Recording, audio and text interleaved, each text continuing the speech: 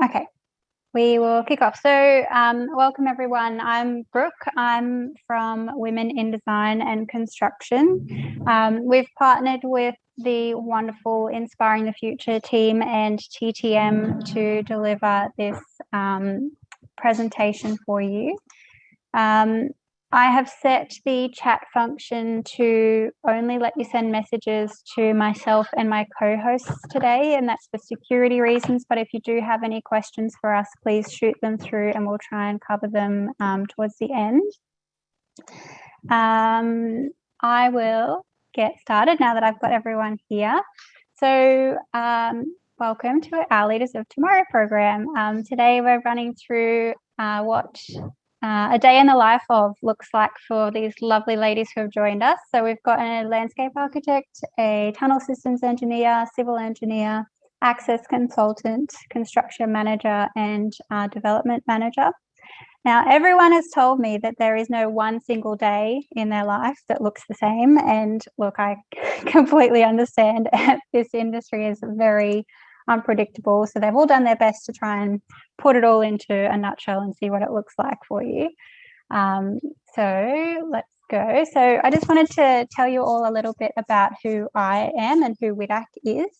So we started essentially out of the recognition of the fact that there's a lot of women in the design and construction industry, and it's really great if we, have a support network around us. It means that we're building connections, we're building a bit of an army around us to support us on our career journey. So that's essentially who WIDAC is. And we just started out of the recognition of the need to connect people and be supported by like-minded people in the industry. We're also joined here today by Jaden, who represents TTM. Without them, this program wouldn't be possible. We wouldn't be here. Jaden, I didn't know if you wanted to say a few words about TTM. I sure can. We are a multidiscipline firm in the private development sector, and we provide services in traffic, acoustic, waste, and data collection for private and public development. Lovely, thank you. And next we have Inspiring the Future. I haven't seen Adrian's name in the list here, but I wondered if maybe you're signed in under an alias, Adrian. Are you in there? Would you like to? Oh, there you are. I will create you as a co-host and maybe you'd like to say a few words.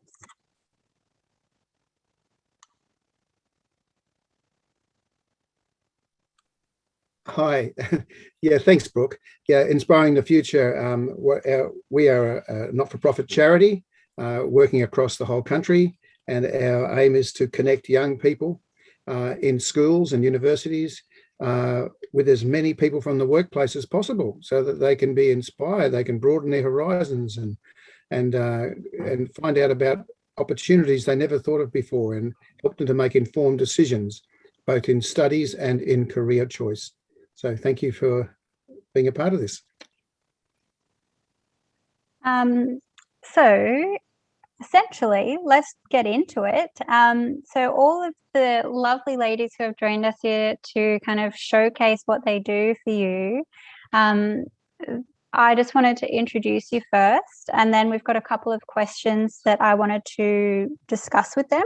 So sometimes these presentations can be very, this is my day, my day, my day. But what I wanted to do was have a bit more of a conversation with all of the ladies here, and hope that maybe that gives you a bit more insight into what we do. Might kind of prompt some questions and cover them off. So the lovely people that we've got joining us here, we've got Charisse, who is a construction manager, and I'll get them to introduce themselves on the next slide, but I'm just giving you an intro as to who we've got. We've got Diane Mather, who's a design manager, Isabel Morris, a landscape architect, Rachel Madrick, who is a development manager, Vanessa Fahey, who is access consultant, and Jaden Benzie, who is a principal consultant for TTM. So then we've got 4 questions to run through. The first one, I'm going to ask each of our presenters to kind of share with you a couple of images from their day and just talk to that for question one. The remainder of the questions will be much more conversational, and I'd like to kind of engage everyone on the panel here to, you know, chime in with any questions or something to add, or any way that you see that your day might be similar to someone else's. And then I've got a quick snapshot of a couple of questions that I've asked everyone, just so that you guys can see maybe how similar some of our paths have been, even though we've had different outcomes in our careers. And then we'll wrap up from there. So we'll dive in, and Charisse, we'll start with you if you'd like to introduce yourself. Thanks for joining us. Thanks, Brooke. Yep, so I'm a construction manager at Lendlease. Thanks for having me. Looking forward to sharing a bit of my story and also hearing from the others as well. Thank you, Charisse. Now, before we jump into Diane, don't feel like we know what we all do here either, by the way. I'm so excited to hear from some of these other ladies as to what they all do every day. Sometimes it feels like, you know, although we kind of do our roles, we would know what everyone else does, but that's not really the case sometimes too. So Diane, did you want to introduce yourself and talk a bit about what you do? Thanks. So my name's Diane Mather. I'm one of the design managers for the Inland Rail project for the Australian Rail Track Corporation. So my role as the design manager, I look after design packages and technical requirements that relate to the Inland Rail PPP project, which is 1,700 k's of rail track between Brisbane and Melbourne. That's massive. It's such a massive job, Diane. Isabel, would you like to introduce yourself? Yes, hello everyone. My name's Isabel. I am the head of design of a landscaping design and construction company in Brisbane. So I'm a senior landscape architect, and I've worked for the last 8 years across residential and commercial projects, mostly in Southeast Queensland, and have really done everything from koala rehab to flood mapping to designing tennis courts and cottage gardens. So it's been a very broad spectrum of external space. So many things. I think we were saying earlier too, you don't ever realize how much a landscape architect does until you kind of stop work as the architect and realize how much else there is to do. Absolutely.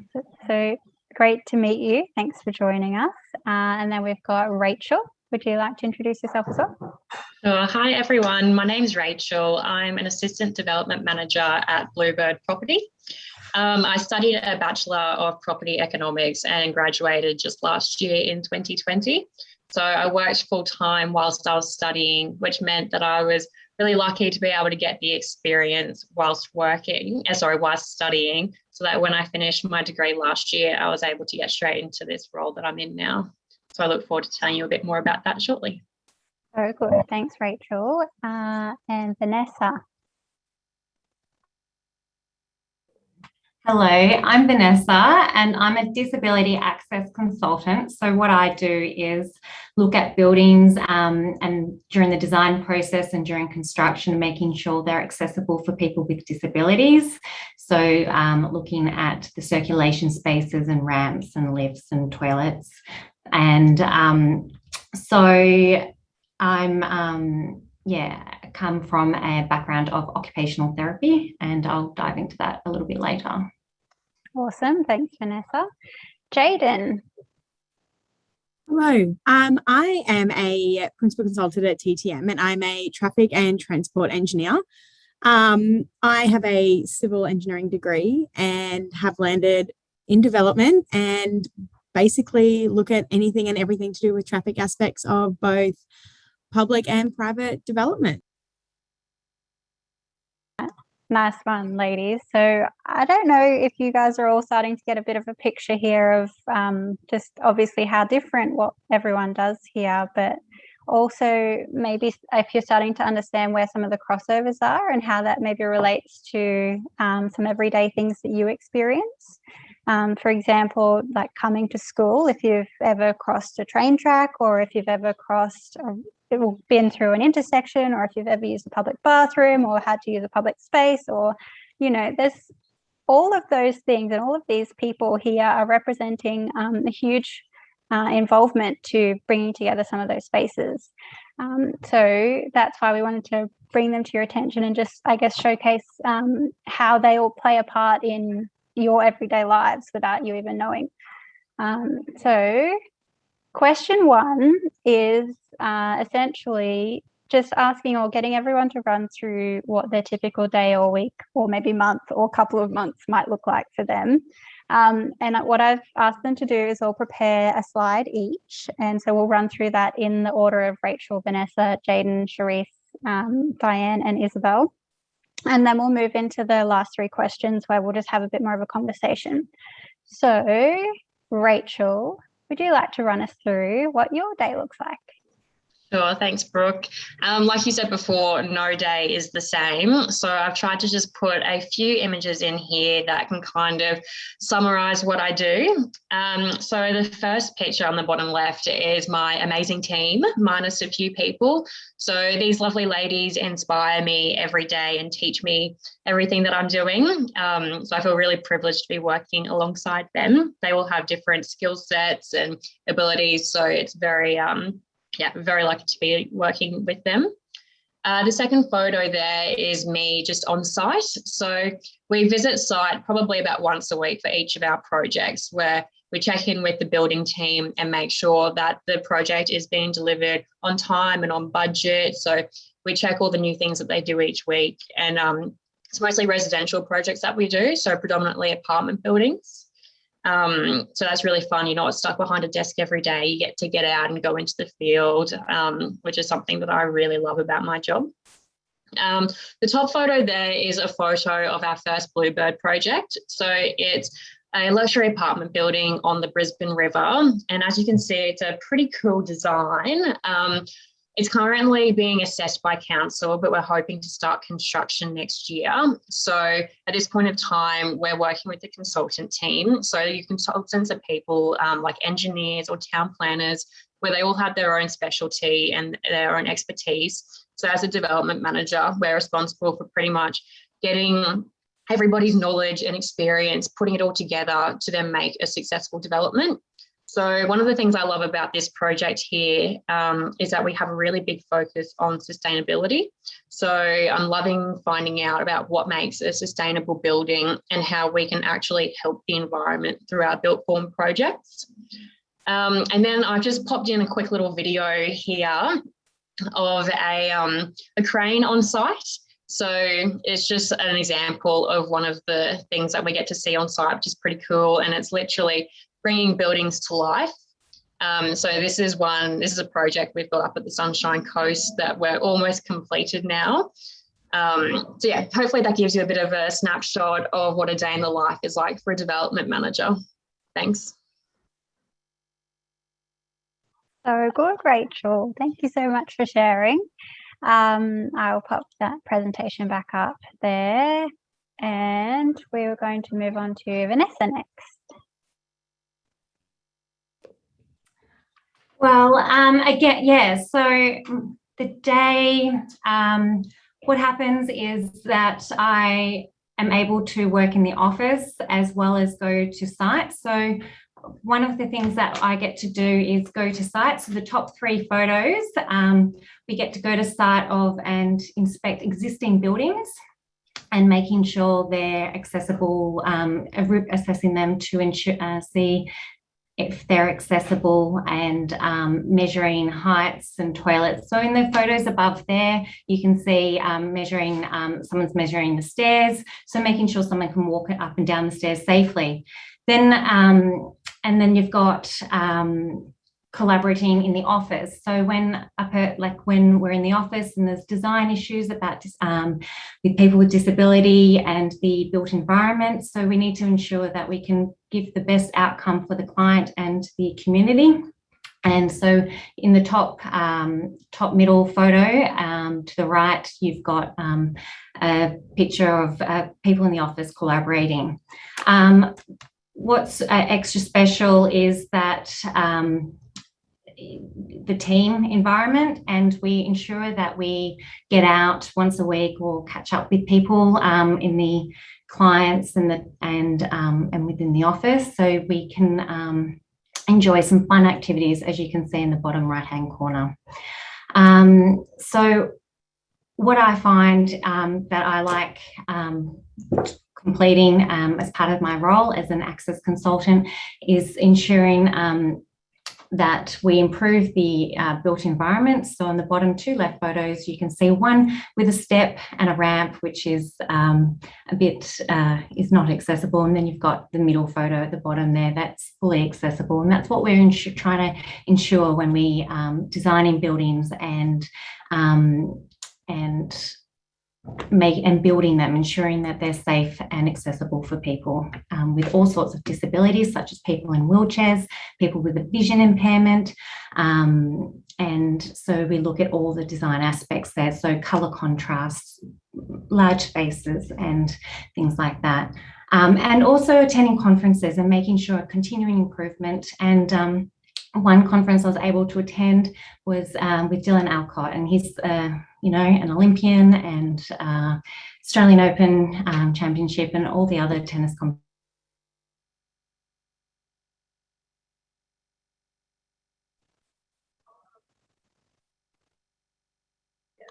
Sorry, Vanessa, I think you might have dropped out there. I might jump in though. So just so that this maybe makes a bit of sense to everyone. Oh, there you go, you're back, Vanessa. I was just going to say, it seems like we're talking like a lot of rules and things.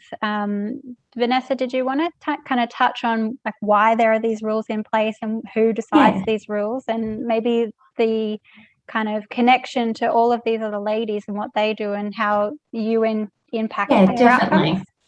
So what happens is that I become I'm a consultant of a larger team, and so as a disability access consultant, I assist the architects, the project managements, the builders on site of how to ensuring that these environments are built to meet the Disability Discrimination Act and the Premises Standard. And then there's the building code as well. So it has like a hierarchy of compliance. And with the DDA, and which is the Disability Discrimination Act, it's a complaints-based, and so then to meet the intent of the DDA, you've got the Premises Standard, the Building Code, and we ensure by complying with this legislation, we're ensuring that these environments are built. But not everything is covered. So you've got joinery units, joinery such as kitchens, desks, other components that are not a mandatory component of meeting compliance. So we're there to assist. So for someone to get into a building, you've got to go into a building within and use the space. So we're ensuring that for an office environment, people can go to their workstation and work in, and then, go and make a cup of tea. So all these like activities of daily living that we take for granted, we, by being maybe able-bodied, we ensure that these facilities are accessible. So clearance underneath sinks, appropriate contrast nosing strips. As you can see at the top photo, you've got your nosing strips to make sure you can, so you can safely descend and ascend stairs. So one of my favourite projects at the moment, just one of, I've got a few, is the Cross River Rail project, so the train stations. So we're upgrading all these train stations at the moment, and my role is to help the team to comply with the code there and ensure that it's accessible for all types of disabilities, for all people with different disabilities. Awesome. Thanks very much, Vanessa. We can dive more into that in a minute. Jayden, did you want to run through your day? Yes. So my day is never the same. My week's never the same. But every day I'm a mum to a almost 3-year-old. So my job is actually quite demanding. And so every morning we wake up and I try to prioritize her, even if it's for just half an hour. So we'll read a book, we'll watch Bluey, we'll do something that she absolutely loves, just so that when I'm working late at night and I have to FaceTime her, she doesn't feel completely lost in what I do. But once I drop her off at daycare, it could be anything. Basically, I will always try and come to the office. I will sit down, check my emails, make sure that I don't have any meetings or what meetings I do have. And then from there, I move into more of a team lead and support role. So I help our younger staff with the reports that they're preparing for different types of development, guide them on what they need to think about. I will go with them out onto site and we will look at what issues we may have, how we're going to deal with them, how we have to talk to builders, how you go back to the client, all these different types of things. I guess just working through my photos, the top left-hand corner is a development that I recently worked on.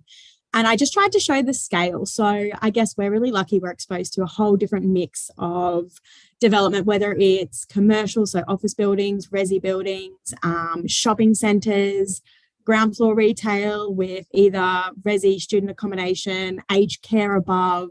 And they're not all small, simple sites. So this one here was quite complex in that it has a busway running between the middle of the site and it's also triangular. So when you think about a car park and how you get in and where you're going to come from, we have to consider everything. We have to consider on the ground floor, we'd have to think about access. So we actually work with people like Vanessa on how we get both pedestrians and cars into the site. We then talk about landscaping, and obviously landscaping has the guidelines that they need to meet and how we can make it look really pretty, but also make it really functional, because at the end of the day, if you're driving to a site or driving to a shopping centre, you want to know how you're going to get in and how you're going to get out quite easily. We also have to think about civil constraints, services. We think about basically anything and everything. And we then have to put car parks in and around what they are. So whether we have to go underneath ducts, whether we have to figure out where pipes are going to go, whether it's near the river and it floods, all these different kinds of things, which means that no site is ever the same, basically.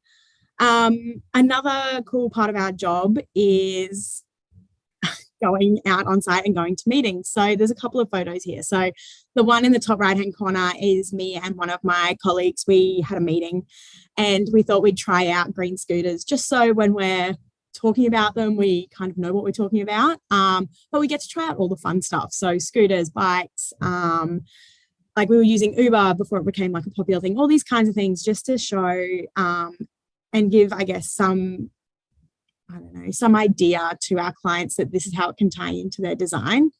Another cool thing is, whilst a lot of our work is in a city, we get to go out on site. We get to go to really regional places. I went to Alpha, which is up north and then inland, and I had to go and stand at an intersection for a while and count how many cars were going through there. And so the bottom left-hand corner was a site out past Ipswich, and I was just driving along on a random day and found a tree in the middle of the road, and it was kind of cool just to see a tree in the middle of the road. And I don't know, just the aesthetic that it was. Other things that we do, we've worked on RNA, so I had to go and walk around where the Ekka is basically and see that all the signs were right, make sure that they were in accordance with what we call a construction management plan, and make sure that, you know, trucks were going where they were supposed to be going, that speeds were the right speeds, that safety was imminent, because at the end of the day, I guess our key focus is people and making sure that no one gets hurt. Obviously we have guidelines, but stuff happens, and just going out and seeing what's actually happening on site is so important. And then the bottom picture is probably more one of the fun parts of my jobs, where I get to go out and business development. So I get to go out and I get to meet with other ladies and men in the industry, and we will go out and have a chat, and it's building those connections and just, I guess, being authentic to yourself and showing what you can do and how you do it and what benefits, or, you know, what great things that can come from that. So yes, that's a little bit of my day. That's so awesome, Jaden. I don't know that I've ever gotten excited about a tree in the middle of the road before, but each to their own. Look, it's a little bit of a weird thing, but it's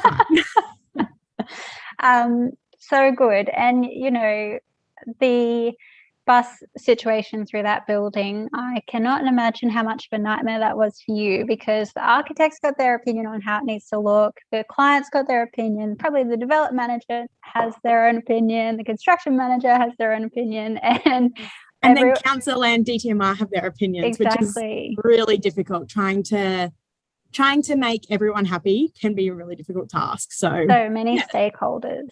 Balancing, yes. Yes. All right, let's keep on going. Charisse. Okay, well, as I mentioned earlier, I'm a construction manager, and I guess one of the pitfalls in going first in the introduction was I didn't actually explain what that means. So I'll kick off with that. So as a construction manager for Lendlease, I guess it sort of gives itself away. I'm on the front lines of construction, I guess. So where other people have talked about being able to work in the office and then go out to site to see what's happening, I'm there. I'm based on site, overseeing the construction process day in, day out, and sometimes at night as well, depending on the project. So as construction manager, I'm responsible for time, cost, quality, and most importantly, safety, as well as our overall client relation management. Depending on the size or scale of the project, we might bring in someone to particularly look after that. But a lot of the projects I've been involved in, I've also had quite a key role in client relationship management, as well as the delivery of the project. So in terms of a typical day for me, that was really hard to put into pictures. So what I've done instead is I've sort of shown you a bit of a range of things that I've been involved with in my career. I've been in the construction industry now for 20 years. I started out as a site engineer for Lendlease. I've worked for the same company for the entire time of my career. So that's a bit unique in today's day and age. I studied civil engineering, I should say, as well. So what you can see there, I'll just skip the first picture where I'm holding an award, and I'll come back to that one. But the next, starting across the top, the first project I worked on in my career was the expansion of the international, I studied an undergraduate, I studied a building, when I was studying engineering, I did a building cadetship with Balderstone Hornibrook. So I did do that separate to Lendlease. There are a few projects I did before I kicked off with Lendlease. But my first major project with Lendlease was the international terminal expansion here in Brisbane. So that was where we extended the existing terminal and also built the Southern Concourse. That was pretty amazing, getting to work out at a live airport, learning all the rules and restrictions around an airport. I think one of the key things I do enjoy about my job is really getting to understand different industry needs and the way in which different clients operate in their own day-to-day. You get a really unique insight into how everyone else in other industries go about their business and what's important to them when it comes to the built environment. So that picture at the International Airport is actually me in the building maintenance unit. One of my first tasks as an engineer was to procure the building maintenance unit for access to clean the facade at the international terminal, and it was the first of its kind in the country, in that it required you to be plugged into power, which you can kind of see there, to traverse horizontally, but to bring it down to jump into it, you used a remote control. So that was pretty cool as one of my first little projects to kick off. They're not exactly in order, as I can see here, but the next project I went to work on for Lendlease is actually in the bottom left-hand corner at Robina Town Centre. So that was the extension and major redevelopment of a major retail shopping centre. So again, I've sort of gone from aviation to retail. So you just get to work in a lot of different industry sectors, as I mentioned. So working on a live retail shopping centre, I'd say the biggest thing with that development, the most exciting part, was the grand opening, where we'd worked quite big hours and under quite a big amount of pressure to get that project complete, ready for the grand opening, where I think thousands and thousands of people walked through the doors on day one, and getting to sort of experience that and know that you were a big part of it and watch people enjoy the new space that you built. From the Robina Town Centre project, I actually haven't got a photo of it. Oh, yes, I do. Sorry. The one just above, where it's a bit of a close-up of me in a hard hat, that was when I had my first role as construction manager. So I stepped up pretty quickly in my career. I got the opportunity to be a construction manager on the Gold Coast University Hospital project. That was a $1.7 billion hospital, and I specifically looked after the pathology and education building within that precinct. So that was a first of its kind in terms of its size and scale in the country. We had 10 tower cranes when we were really going full steam, and I was fortunate to be acknowledged within industry for my role on that project, winning a couple of awards. So that was exciting. Again, new industry, getting to understand health, and of interest on that project, we actually built a mortuary. So getting to a bit of a unique scenario, learning about all the ins and outs of a mortuary, and the way in which you need to, the different design elements that go into that. I should say as well, we work with a range of different consultants. You've already heard what consultants are, but in my role, we work with those consultants to work through the design and buildability issues in particular. What looks good on paper and seems like it's going to work doesn't always work out that way, and we need to sort of bring the consultants in and work through those issues and try and come up with solutions. So there's always a lot of problem solving in my day-to-day. The picture to the left of that is just me in front of a large piece of machinery. So it's an excavator down in Melbourne, when I got to go on a fact-finding mission with a group of people from Queensland. Lendlease sent me down there to explore a range of different projects in Melbourne, and just do a little bit of collaborating with our friends down south back before COVID. So that was just there for that reason. I've worked on a couple of other projects as well, which I'll just touch on quickly. Up the very top in the dark there is the Sunshine Plaza redevelopment at Maroochydore, an expansion project. So I was involved in a lot of the work to give a facelift to the existing shopping centre. So again, another big retail shopping centre, but totally different coast. So I've worked Sunshine Coast, Gold Coast, and also currently looking after a little bit of a gig up in Cairns. So again, you get to work in a lot of different regions. Then I also did a commercial office fit out, the very bottom right-hand picture there. We did NAB, so everyone hopefully knows NAB Bank. We built or did a fit out for their new office in Brisbane. So that was a 5-level commercial office fit out. So all these projects that I'm listing off now, from the Gold Coast Hospital to Sunshine Plaza, and all these follow-on projects, I was actually the construction manager for. So again, I was leading the delivery of these jobs. After we did the bank fit out, another project that I've done up there, top corner, little out of sequence, is I went back to the Brisbane International Airport. So I sort of went full circle and went back to the airport, and we did a full refurbishment of the level 3 departures and level 2 arrivals, where we made it a forced walkthrough of duty free. So anyone, I guess, again, pre-COVID times, who was going overseas, hopefully you can remember that you now walk through duty free to get out into that airside space. And similarly, when you come back from overseas, you walk through duty free, and all those spaces, and that new design is part of what we delivered on that project. And then lastly, a project that I just delivered, and probably one of the most significant of my career, was the Brisbane Girls Grammar School Science Learning Centre.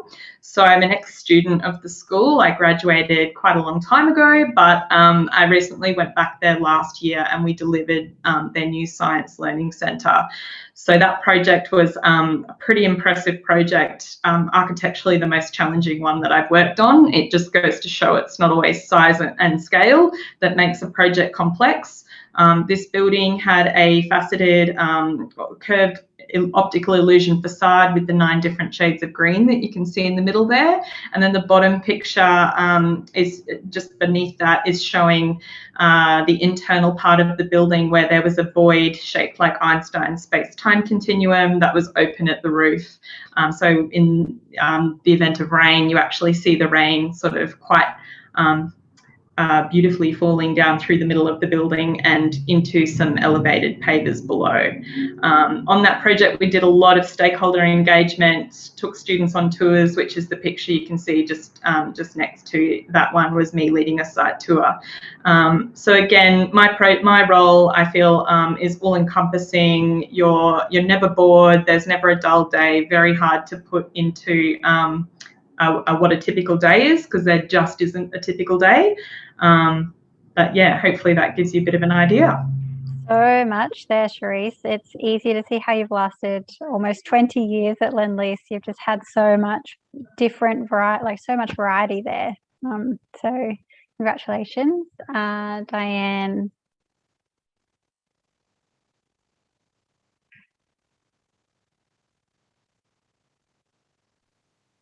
Thanks, Brooke. Okay, well, there's some very exciting things to follow there. It seems like everybody has a very full day of lots of exciting things. So I have a mix of office-based activities and site-based activities, probably quite similar to the other ladies that have described their days.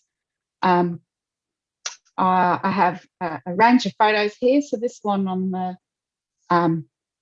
top left, that's out at near the busway tunnels in Brisbane on Lutwyche, and that's a groundwater well which takes groundwater inside the tunnel or from the ground to stop it getting into the tunnel, and it collects in that pit. So I got to take some water samples and send them off to a laboratory to make sure there's clean water and everything's complying with the water regulations. So that's an example of sort of a testing role that I've got. The role in the photo in the centre with the bus, that's a fire bus that, we call it the fire bus, that a friend, colleague of mine purchased from Brisbane City Council. And we use the bus to do a lot of smoke trials and smoke management trials. So we get to set fire to pans of fuel and blow smoke around. And this is a good example. It's almost like a sort of live scale science experiment, so that when we do go to test the smoke systems in the tunnels, which is really important from a fire life safety perspective, that we can get the methodology that we want to use and all the equipment that we want to use sort of set up and do a trial. So that's the bus up at Mount Cootha Quarry in Brisbane, just when we had a day of testing the bus. The photo on the top right is a picture of a tunnel boring machine. The tunnel boring machines excavate tunnels under the ground. There's 2 at the moment under the CBD in Brisbane for the Cross River Rail project. And you don't get to see the front cutter head part of these very often unless they, what we call, break through into a station or a cavern. So that's a TBM breakthrough at the Airport Link tunnel in Brisbane. So that's pretty exciting. There's usually a big celebration on site when the big machines break through. The bottom picture on the left, that's a different type of tunnelling machine. That's a road header tunnelling machine that's usually used. It's used a lot in mining, but it's also used as an alternative to the big tunnelling machine. And I get to go down and have a look at the geological conditions at the face of the tunnel once the road header is finished excavating. And the main key, or the role of that, is to make sure that the geological conditions that we've put in our design while we're actually constructing are what we think they are from our estimates and analysis, so that we can make sure that the tunnel is supported or in its permanent state meets the design. And if it doesn't, we have to do quite a lot of quick maths and a few calculations to fix things up. The picture in the middle of another tunnel, that's after the road header and the tunnel boring machine have gone through, and we've put in a first layer of concrete lining. The yellow stuff you can see is a bit like a big plastic sheet, and that's called a waterproof membrane. So we put that in to keep the tunnels nice and dry, and we have a roll to go through periodically and inspect that membrane. It needs to be welded or stitched together on site, and sometimes they can get punctured when they're being installed and they get holes in them, which is a bit like when you get a hole in your beach ball or a hole in your lilo, and it starts deflating and the water starts coming in. So it's really important that we get to go and inspect those as they go in. And then the last picture on the right, that's an example of what we call a factory acceptance test, which is where I go out to different facilities where things are being made. So that's a tunnel segment, so part of the concrete lining of the tunnel that's just been cast out of its mould and being lifted up to go and sit to be dry. They get made and the concrete gets poured, and then they have to be left for 28 days to gain their strength to be installed in the tunnel. So again, a bit similar to the membrane, we inspect those, make sure that they're good in shape, they're not chipped, they're not cracked, and they're going to last the 100 years that they've designed for. So that's a pretty important inspection that we do. Thanks, Brooke. Thanks so much, Diane. Just quickly before you pop yourself back on mute, can you tell me how important it is to get that smoke out of the tunnel before it kind of just keeps going and, you know, festering away in there? Talk to me about why we got to get the smoke out. Okay, yeah, that's extremely important, and there's two reasons why we have to get the smoke out. I'm talking particularly here for road and rail tunnels, and that's main reason being is so that people can evacuate, so people can leave the tunnel safely without visibility limitations, so that they can see to get themselves out safely and they don't inhale too much smoke.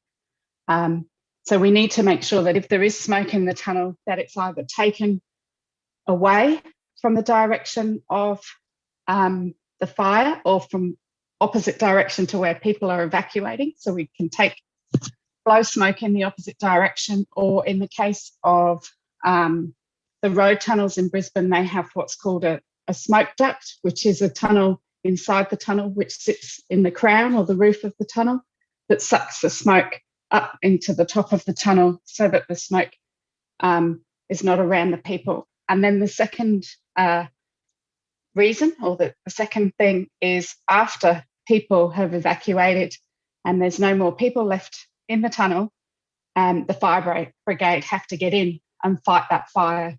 So again, it's really important for them that they don't inhale too much smoke. I mean, they have breathing apparatus and all their equipment. However, we try to make the conditions, even if the tunnel is on fire, as safe as we possibly can and as manageable, so that the fire brigade can get in and there's not too much damage to any asset. Yeah, there's a lot of things at play when designing anything, but I just feel like tunnels are, you know, just so much more coordination to juggle there. Thank you very much. Isabel, would you like to have a go? So, hello everyone. I am the landscape architect here on this panel, and I'm kind of glad that I'm going last. After hearing everyone, I have realised that I have probably played a significant role in most of the women's lives that are here today, particularly with Charisse and the Sunshine Plaza. The car park there was my graduate landscaping job. That was my first one out of uni. 6 years ago or something like that now. But then, like as Jaden was talking about with the traffic management, you know, in car parking, and like that's a pretty big major road that feeds into that. So yep, that's another example of how we all interplay. And I think the other good one was like Vanessa, where she was talking about disability access and how it really connects. You think that it's probably mostly in commercial and park facilities and shopping centres where you see ramps and things like that. But I remember the worst assignment I ever did at uni was doing a wheelchair access ramp from Kingsford Smith Drive or Coronation Drive down to the Brisbane River. So like doing an elevation, that's a crazy height difference, and working with all the disability codes and access to be able to provide stops and a comfortable journey for those with or without disabilities was the most challenging. So props to you, Vanessa, for being able to do that.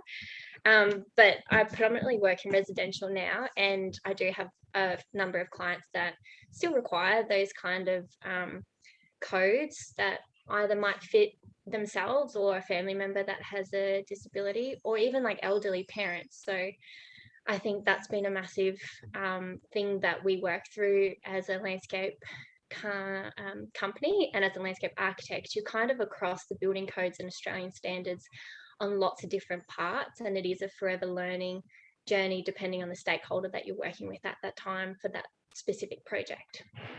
So I really can't sum up a day in my life. It's very tricky. So I thought I would just kind of compile a whole week and just go through what I do. As I've said, I have worked in commercial. At the moment, I'm working in residential, and it is my calling, but it is very different to commercial, and they both have their pros and cons. So for me, being the head of design, I am in a small boutique design and construction landscape company, which means that I have a really heavy role to play with the design aspect of everything, but also estimating the scheduling of our maintenance and softscape teams, and programming our crews, I suppose, from a construction point of view on site. So Monday always starts with coffee and banana bread and a management meeting. So really it's about tackling, where are we that week? What are we doing from a construction point of view? What designs should I be prioritising? Maybe some of them need to go into council.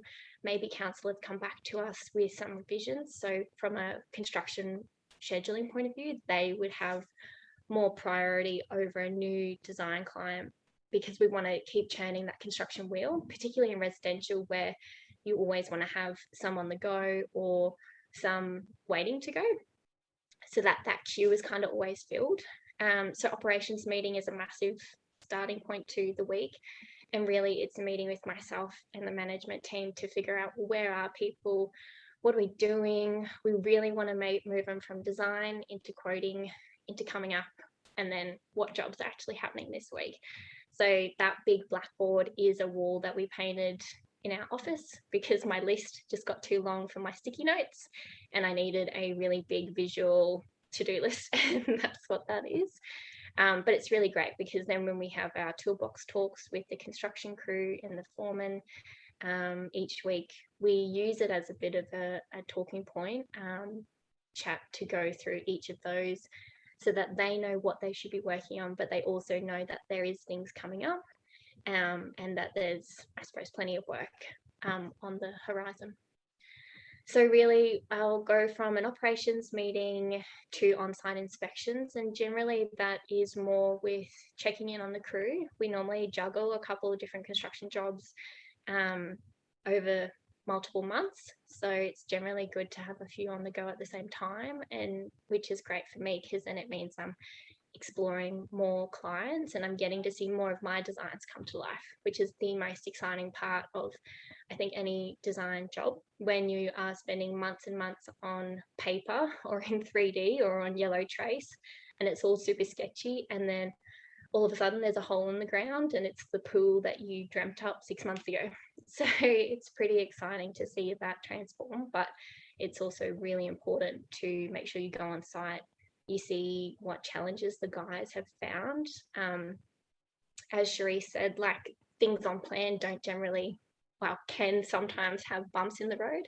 So normally it's a good chance to see those bumps when you go out there and probably address them with the client, maybe make those revisions or problem solve then and there.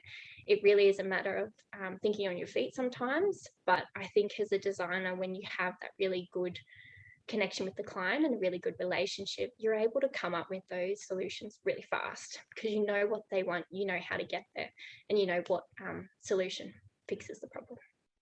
So I work really heavily in SketchUp, like a 3D render program, but also I am a sketchy person. So if you give me a marker and trace, I'm a happy person. So we work quite a lot in SketchUp, Photoshop, AutoCAD, which I think is the backbone of most designs and most plans. Some are less sketchier than others, depending on the project. But from a residential point of view, clients really love to be able to see their design come to life and walk through their designs.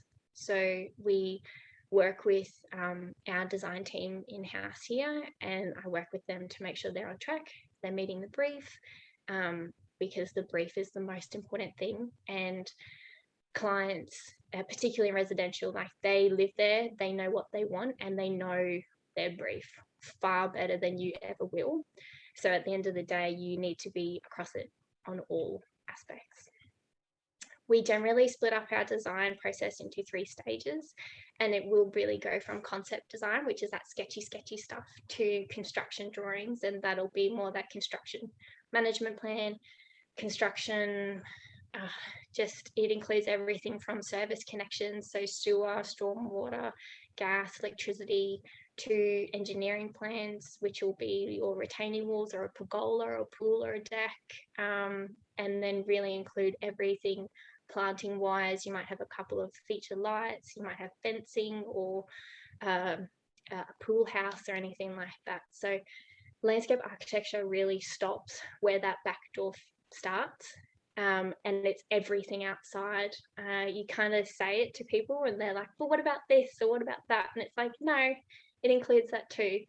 So really it's a matter of just designing anything outside that is separate to the house, which is great for us because it means that our projects are really wide and the scale is super broad.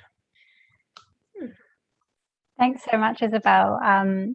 Obviously collaborating though with all of the architects to make sure that anything that is inside speaks to the outside and vice versa. It's so important for us to all work together to kind of make sure that we have a cohesive design outcome. And so what I heard across everyone's discussion points there was that we're all problem solvers, and we're all collaborators, and we're all just trying to work together to get the best outcome for our projects. So some really great inputs there from everyone around what we do every day. Now, I know that we're running short on time, so if anybody has to roll on, what I'll do is we'll keep going through this presentation, and everything's obviously recorded so we can share this to you. If you have to go, you can catch up on it at another time. But if you've got time, please stay with us for an extra 5-10 minutes while we run through the rest of these questions here. So just a few more questions that I wanted to run through, and this is really just off the back of some of those discussion points there. So I wanted to find out from a few of you what the highlight of your workday might be. You know, we obviously do so many different things, but sometimes there's a part of it that we enjoy more or parts that we don't enjoy so much. Jaden, did you want to talk to something that's a highlight of your day? Yeah, I think the best part of my day is, there's 2. One is seeing your hard work come to life. So actually going out, and to be honest, no one really cares about a basement. Your cars go and you get out, but it's really cool seeing all the really, and an architect will hate me saying this, but all the pretty images come to life. So all the sketches that they've come up with, all the great ideas that they've put forward and had to push for, seeing them and walking through and seeing like the dining space or the really cool office fit out, all those things come together is pretty amazing. But personally, my favorite part is coming up with a design that is absolutely perfect for that specific site. So whether it's putting together a layout where the client saves money because they don't have to build an extra basement, or whether it's fixing a site that has so many problems that you don't even know where to start. Those, I don't know, that critical thinking really just, I don't know, really makes my day. So good, Jaden. It is, I agree. I absolutely love just kind of seeing the end result. And once you've found the perfect solution for the perfect problem, it is like the best day of your life. A light bulb moment is so good. And because the whole team is on a high about it too. Yeah. So, you know, anybody who's kind of pushed back because it hasn't met their priorities or their needs, it's like so good when you're all on the same page. Yes. I've just had a quick question come through for Vanessa. And I'm going to kind of go all over the place just so we can get in as much questions as we've got time for.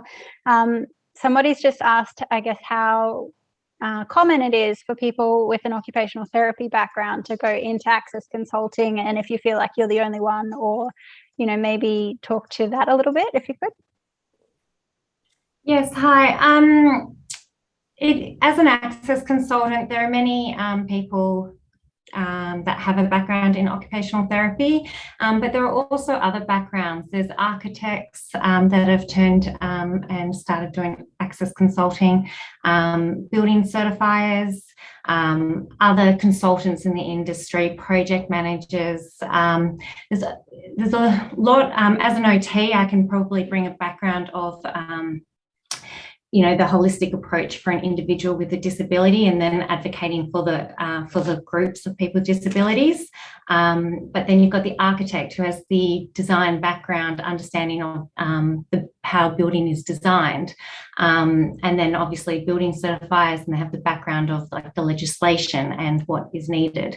So, and then I know people have come straight from school and done the diploma of Access Consulting, and that's and they've started from doing that. And so you can get into Access Consulting in many different avenues, but I really believe background in occupational therapy has really you know, assisted me in the Access Consulting from design to construction, and also improving like the existing buildings and problem solving, understanding a person's you know, human movement. And so, you know, something might not be able to be compliant, but my understanding of human movement as an occupational therapist background has helped me come to solutions for something that's not necessarily compliant. So yeah, That's very interesting.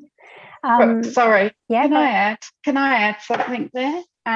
Vanessa, it's very interesting what you say, and I think in the tunnelling space, particularly in the last 2 or 3 years, we've started to engage people who deal with human factors, which you're probably aware of, which is a range of people. So I have a colleague who's a doctor, anthropologist, and which is the study of human behaviour and human movement and human error. So she does a lot of work for us in the consulting space, looking at human interaction with trains, so that we can make sure that the people operating the trains are safe from ergonomic, like the way they're sitting in the trains and driving the trains, but also what happens to them if, like I was talking about before, there's a fire in the tunnel and they have to deal with an emergency, how that happens. We also do a lot of human factors, human error analysis, because we have a lot of systems that are operated by humans, even though a lot more things are automated now. We still do have a lot of systems that require manual functions by people, and people make mistakes. So there's a lot of avenues. I think if you don't necessarily want to get into engineering, or you want to get into any sort of like social science, there is scope to still be involved in the construction industry. You don't necessarily have to be an engineer. Yeah, definitely. Yes, construction is far-reaching and wide. Rachel, while you were at uni, you said that you kind of started working. Can you talk to me about maybe how that helped you while you were studying, and maybe what you liked the most about starting while you were at uni, or what you found was the most beneficial about starting work? Yeah, absolutely. So when I finished school, I thought I wanted to be a lawyer and do law, but I wasn't 100%. So I decided to take a gap year and work full-time at a law firm. I was put into the property team and decided after about a year that because I was working with developers every day as my client, I decided, no, actually, I want to be on the other side. I want to be the developer rather than the lawyer. So I decided to start studying property economics at uni. And just through my connections with my clients at the time and with my boss, I landed a job with Cedarwood, so they are a national developer. And so I had done 1 year of study when I started at Cedarwoods, worked there for 3 years full time. So I was able to get that experience throughout working and studying, so that when I graduated, I was eligible for my promotion to be put on as an assistant development manager, whereas a lot of people who are working, say, in hospitality or something during their uni degree, they'll finish their uni degree and then start their experience to become an assistant development manager 3 years later. So I found that was the best decision I ever made, although it added an extra year to my degree because I had to do less subjects each semester. I was able to fast track my career at the beginning anyway. And so that's probably my biggest tip to anybody is work in the industry whilst you're studying if you can, because I found it's well worth it.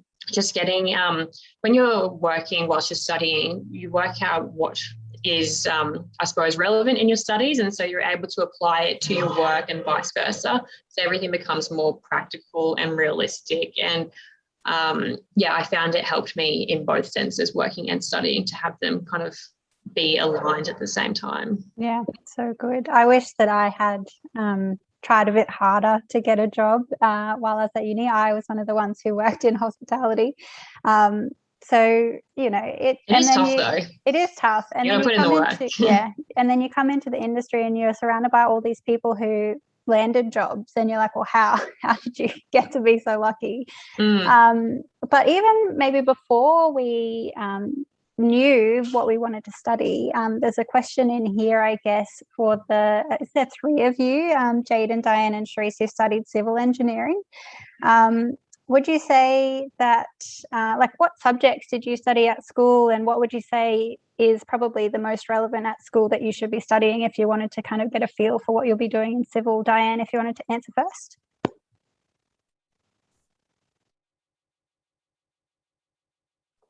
Sorry, I've got the muting delay. I actually studied mining engineering, Brooke, not civil engineering. So okay. I had a combination of civil engineering subjects, geological subjects, geochemistry, and a bit of mechanical engineering. It sits quite well with tunnelling, I think, because it's quite multidisciplinary.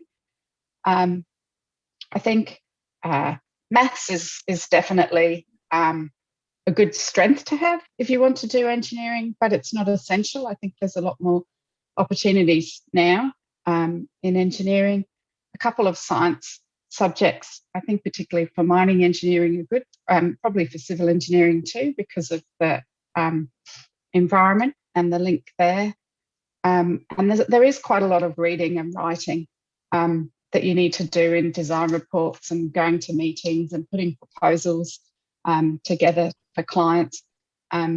So although you're probably more interested in the science and technology type subjects, it is good to boost your English if you can. Thanks. And sorry, Diane, I just get carried away with tunnels and roads and civil. So awesome, though, that you did mining. I assume that kind of dives into explosives a little bit too. We did too. Yeah, we did. Yeah, I don't think they do it these days, but yes, it was a bit worrying. Some 19, 20-year-olds running around the back paddock with some explosives. Yeah. But That's maybe, fun. maybe if someone was into that, maybe it would encourage them to go into mining because you get to learn about how to blow things up to dig into a mine. I don't know, maybe. Jaden, did you want to talk about some of the subjects that you did at school? Yeah, I did maths B is what they called it back then. So I did maths, chem, physics, and I actually did economics and a couple of business subjects, which I think really helped.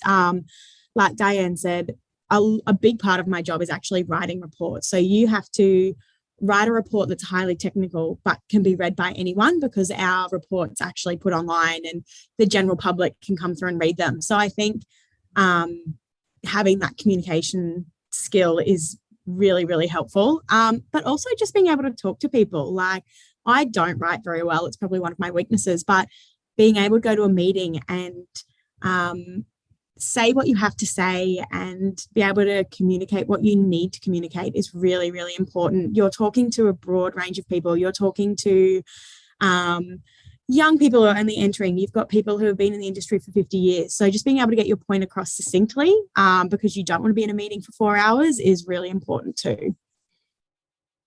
And Charisse, did you have anything to add as well around how school kind of impacted, I guess, where you landed and what you do today? Yeah, sure. I guess like the others said, maths and physics played a big part. So I did do maths B, maths C and physics. But I also did modern history and drama. I came second in drama, so I was pretty big in that, which was quite at odds to, I guess, the maths physics side of things. And I always say that it was that creativity that I was sort of also dabbling in that sort of feeds in nicely with problem solving and critical thinking. So don't think you have to be mainstream maths physics to go down any of these paths. Like what's already been said, communication skills, the art of writing and putting together a succinct report is all part of it as well. So lots of skills needed in these fields. Thanks so much, Charisse. It's funny to look back, I guess, at some of the subjects that we all studied and to kind of see where we landed. I did something like music and accounting, and I came out as an interior designer. So, you can do anything. So I just want to move on to the next question that we have. And COVID is a big part of our lives at the moment. It's not something that we can avoid, but I wondered, I guess, if there was any sort of changes that we've experienced in how we do our roles that you guys wanted to make note of at all while we're here. So Isabel, I wondered if the way that you engage with clients or the way that you engage with your team has changed at all with COVID. Yes and no. So because we are landscaping, essentially all of our work is outdoors. So we are pretty fortunate that we haven't been directly affected communication-wise with COVID. I think really we haven't really had any negative impacts from COVID, which is really lucky to say, considering. The biggest thing for us is that our submission and interest rate has just gone through the roof. For landscaping in particular, people forget about landscaping, or it's the thing that gets thrown in at the end of the day, at the end of the construction, so the budget's pretty minimal. But we've noticed, particularly with COVID, and a lot of our clients haven't been able to go on that big overseas holiday or go on a holiday in general, or really limit their exploring, and they've got all these excess funds that they're turning their homes more into their own private destination and their own private resort or refuge. And it's really great to see that people are investing in their own homes from an internal and external point of view. That's probably more the thing regarding to COVID. But communication wise, no, not necessarily. We still do a little bit of Zoom, but try to avoid it. Using construction guys on Zoom can be really hard. It seems to be a little bit easier just using Messenger, different work messenger platforms, or calling them. But yeah, we're still wearing our face masks and keeping socially distant on site, which seems to not really pose any issues. Really, it's just been good things. surprisingly. Surprisingly, we could have predicted it to be No. a good thing. No. Has anyone done a site tour or something virtually on their phones or anything? No. Wow, so lucky. We had council come out once and fly a drone up and around our estate to go and show everyone back at their office instead of having a whole team come out. So that was something new. That's pretty cool. Yeah. We, at the company I used to work for, we had just started to kind of explore, using drones to investigate sites, particularly like large buildings and things like that, where you needed to see where all the mechanical ducts and things like that were happening. And with heritage buildings, just to understand the quality of the roof and the structure, to understand what you're working with. So super interesting note about the drones. Lots of uses for them, I think, that maybe we haven't explored yet too. So my final question is what you do now, what you thought you wanted to do when you were at school. So is there anyone who wants to dive in first on that question?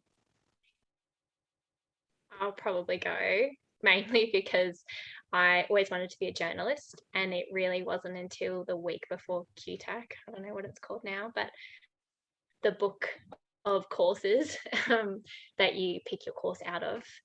Really, I just was flicking through it the week before it was due, and landscape design or landscape architecture came up as a option, mainly because I think, like Rachel was saying, she worked in that law firm in a gap year, and throughout uni I worked at a local nursery. So I think it was like really important that I wasn't in an architecture firm or a design firm, so to speak, but I was in the realm of the industry, and it really just hit me that maybe I'm too creative and too much of an outdoorsy people person for journalism. I still did journalism as a major at uni, so it was really great from a communication reporting point of view, but I'm glad that I didn't become a journalist and instead stuck to landscape architecture. So, but I think landscape architecture is one of those things that it's so broad, it can take you anywhere.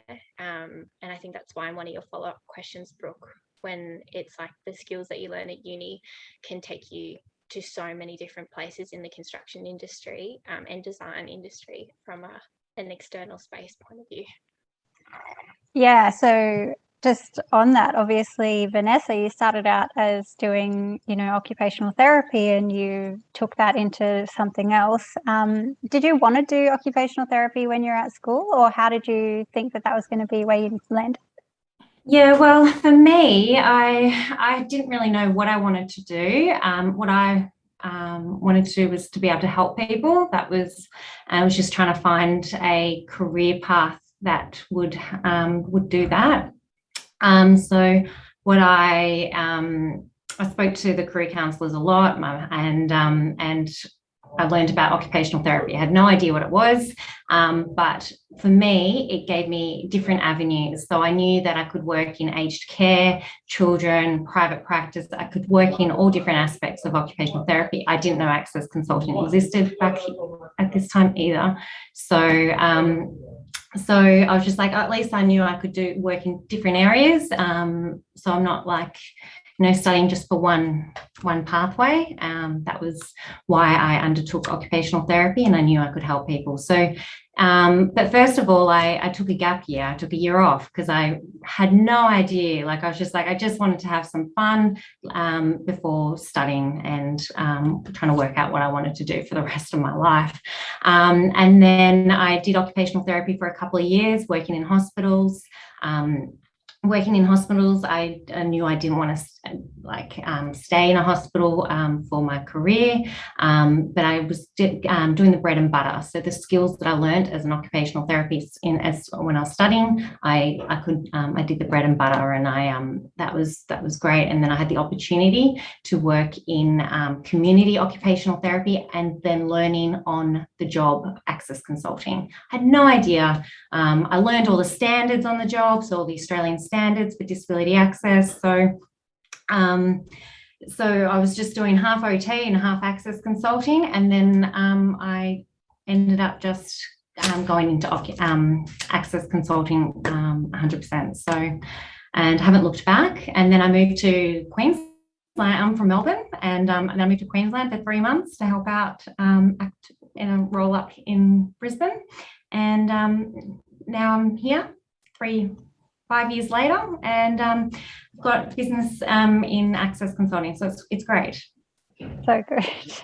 I think I remember when you first came up, and yeah, I remember it being just for a short period of time, but then you just kind of stayed on, and I was like, oh, okay, well, it must be a thing now. So yeah, I know, and it's I haven't looked back, and the weather, the people, I've loved meeting all the consultants up here and working in different project teams. It's been fantastic. So good. Charisse, did you want to add anything to what you thought you might have wanted to do at school? When I left school, obviously I went and studied engineering. I really didn't have too much of a clue what I wanted to do. I did that purely because I was good at maths and science, and my mum said, you should try engineering. You can make really good money in engineering. So that was all I really needed to hear. And I sort of went, oh, great, I'm going to do that. She's a hairdresser. So she was like, find yourself a career where you can at least get a good income. So that was high on the priority list for me. But you know, just that whole concept of problem solving, critical thinking was pretty appealing. But I had no idea what I wanted to do. I didn't know that I would end up in construction. I actually fell into my building cadetship. I was working part-time at a retail clothing store whilst I was studying, and the general manager of a building company came in with his shirt on when with his company name on his shirt when I was in second year uni, and I sort of said, oh, I know that company. I'm studying civil engineering, and he gave me his card, and the rest is history. I went in for an interview, got the cadetship, and continued to or started working whilst I was studying, which I think Rachel's also talked about the benefits of that. So for me, it's something I fell into, but yeah, I didn't have much of an idea. So I can totally appreciate that a lot of people would be sitting in the room still feeling really uncertain about where they're going, and no doubt you'll end up in a completely different space to what you're thinking right now. So right place, right time, hey? So that's all for my questions, and I'm just going to start to wrap this up. But I wanted to briefly touch on this matrix that I spoke about earlier. So I just asked everyone to answer a bunch of questions for me here so that we could talk to, I guess, the different journeys that people have had on their way. So you'll notice here that a couple of the ladies have worked abroad, and, you know, it's quite interesting to see that although maybe some people have, they might not have, you know, stayed there for long, and they've come back and we've moved around, and it's, you know, really, we've all kind of had different experiences, and it's kind of led us to where we are today. But it hasn't, you know, one path is not the right answer or the wrong answer. So I just wanted to kind of point out a couple of differences between all of our presenters that we've got here. So you'll see there's the same answers. They all love their jobs. They all said that study was valuable. I'm sure sometimes they don't love their jobs, but let's say on the days where we have our wins and we find the perfect solution, we love our jobs. You know, we wouldn't be where we were without the study that we've done. So even if we pivot and do a different thing with the study, it was still valuable to every one of us. And some of them you'll see that they do actually use what they studied in a different application. So the same as Vanessa. So she studied occupational therapy, and now she's using what she knows in a different way. So that's really interesting to explore as well. And you'll all see that, you know, we've got different amounts of jobs. You know, Charisse has worked at Lendlease forever. But some of us have moved around and experienced different things, and that's valuable as well, because working with different teams builds character, it builds your network, and it's good to get differences of experience around the industry as well, because everywhere does things different. If you've ever kind of been to a couple of different schools, you might have experienced that yourself, where, you know, one school does things one way and another school does things different way. that's all from us. And I wanted to say a massive thanks to our lovely panelists, Isabel, Rachel, Jaden, Diane, Vanessa, and Charisse. And thank you to TTM and Inspiring the Future and all of our people who have joined us for today's presentation.